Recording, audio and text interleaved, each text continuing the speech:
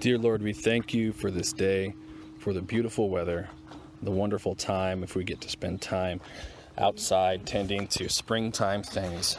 We ask that you heal all those who are sick, that you be with all those who are suffering, that you protect all of those who are working on behalf of others to serve others and to care for them. Keep us all healthy and safe and well. Bless our community and bless this world around us. In Jesus' name we pray. Amen.